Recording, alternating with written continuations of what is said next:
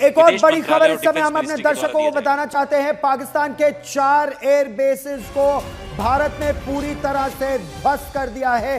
पाकिस्तान के पंजाब सूबे के साथ साथ आप ये देखिए, मुरीद एयरबेस, रफीकी एयरबेस, नूर खान एयरबेस और रहीम यार खान एयरबेस को भारत ने ध्वस्त कर दिया है।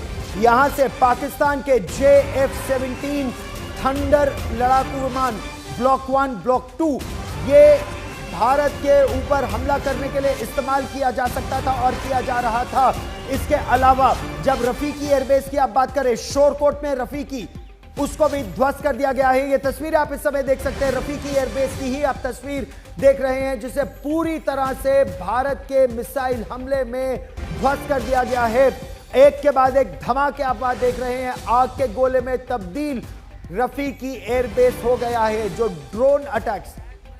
ड्रोन अटैक्स हो रहे थे वो इसी एयरफील्ड से ड्रोन्स भेजे जा रहे थे।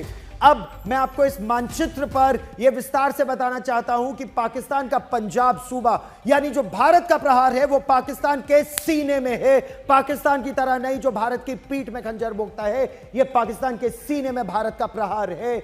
रफीकी एयरबेस, मुरीद एयरबेस चकवाल में, नूर खान एयरबेस और रहीम यार खान एयरबेस, इसको टारगेट किया गया है। और इसका मकसद क्या है? पाकिस्तान के जहां से JF-17 थंडर विमान भारत पर हमला कर रहे थे, उनको बेस पर ही डिस्ट्रॉय करने की कोशिश की गई है।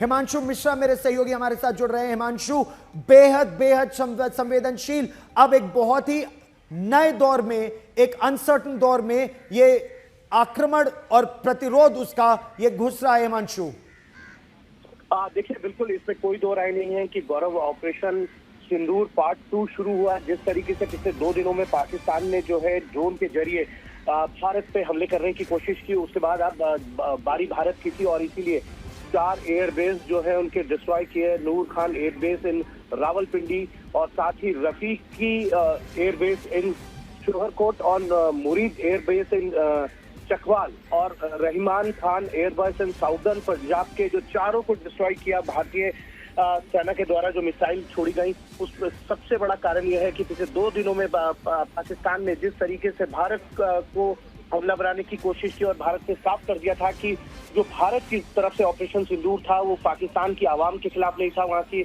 सियासत के खिलाफ नहीं था, बल्कि वहाँ पर जो आतंकी संगठन है उनके खिलाफ था, जो आतंकियों के ठिकाने हैं उनके खिलाफ था। लेकिन पाकिस्तान ने जिस तरीके से कायराना हमला किया भारत के ऊपर, उससे ये साफ हो गया था कि पाकिस्तान जो है 2-2 हाथ करना चाहता है भारत से, और इसीलिए ऑपरेशन सिंदूर पार्ट 2 जो है बीती रात हुआ, जिसमें 4 एयरबेस जो है पाकिस्तान के भारतीय सेना के द्वारा जो है वो ध्वस्त कर दिए गए। बिल्कुल, और ये कार्रवाई क्या दिखाती है? जो भारत की जवाबी कार्रवाई है, ये इस समय क्या दिखाती है?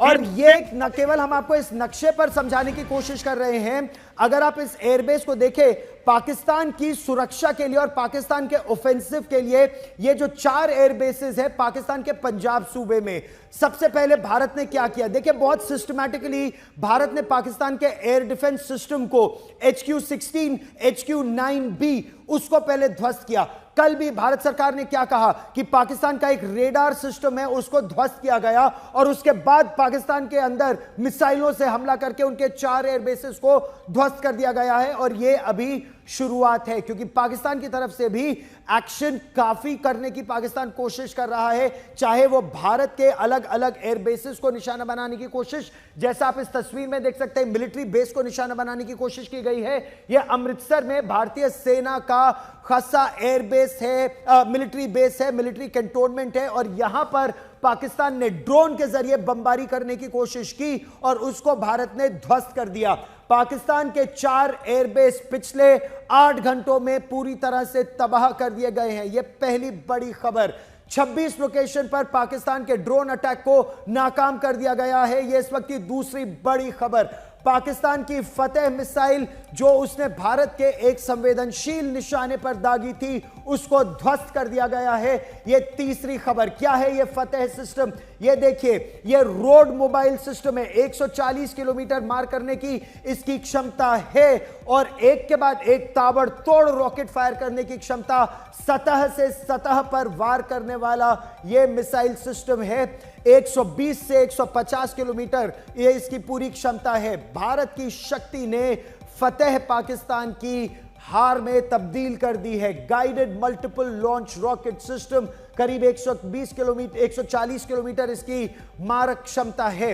दूसरी तस्वीर जो आप देख रहे हैं, यह पाकिस्तान की पोस्ट धुआं धुआं हो गई है। यह नीलम वैली सेक्टर में है, यानी पाक अधिकृत जम्मू और कश्मीर में। तो आप देखिए, दोनों तरफ जबरदस्त एक्शन इस समय हो रहा है।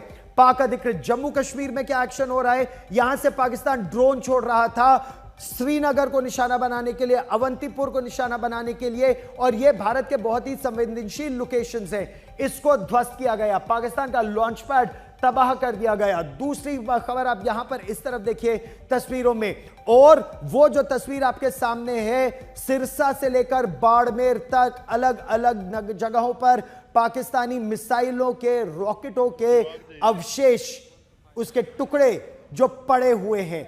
अब भारतीय वायुसेना उन सबको इकट्ठा कर रही है, क्योंकि ये पाकिस्तान के खिलाफ सबूत है, पाकिस्तान के जंग के सबूत है। जितेंद्र बहादुर सिंह मेरे सहयोगी हमारे साथ जुड़ रहे हैं। जितेंद्र, गृह मंत्री अमित शाह की बात करें, रक्षा मंत्री राजनाथ सिंह की बात करें, प्रधानमंत्री नरेंद्र मोदी की बात करें, विदेश मंत्री डॉक्टर एस जयशंकर, सभी हर परिस्थिति पर बेहद पैनी निगाहें क्यों का इस समय रखे हुए हैं? क्योंकि यह युद्ध अब एक नए दौर में प्रवेश कर रहा है और यह बहुत ही कठिन दौर होगा। ये पाकिस्तान के लिए बहुत कठिन दौर होगा, क्योंकि लगातार हमने देखा कि जिस तरीके से गृह मंत्री अमित शाह मॉनिटर कर रहे हैं पूरी सिचुएशन को, और हमने देखा कि कल ही गृह मंत्री ने एक उच्च स्तरीय बैठक किया था डीजी बीएसएफ के साथ, क्योंकि बॉर्डर पर जो भी इंटरनेशनल बॉर्डर जहां पर भी है, वहां बीएसएफ बॉर्डर गार्डिंग फोर्स है और पूरी तरीके से उनको अलर्ट रहने के लिए केंद्रीय गृह मंत्रालय और केंद्रीय गृह मंत्री के द्वारा कहा गया है। इसके साथ ही जो एयरपोर्ट्स हैं उनको किस तरीके से सुरक्षित रखना है, क्योंकि जो आंतरिक एयरपोर्ट्स हैं, नागरिक विमान वहां से कई जगहों पर उड़ते हैं। डीजी सीआईएसएफ के साथ गृह मंत्री की बैठक हुई और उसमें कहा गया कि सभी जगहों पर चाक चौबंद सुरक्षा रखा जाए और हर एक संदिग्ध व्यक्ति पर नजर रखी जाए। तो इस तरीके की जानकारी केंद्रीय गृह मंत्रालय की तरफ से आई है। सबसे बड़ी बात यह है कि जो भी चाहे केंद्रीय गृह मंत्री अमित शाह हो, विदेश मंत्री हो, इसके साथ साथ रक्षा मंत्री, सभी मंत्री जो हैं अपने अपने मंत्रालय में हर एक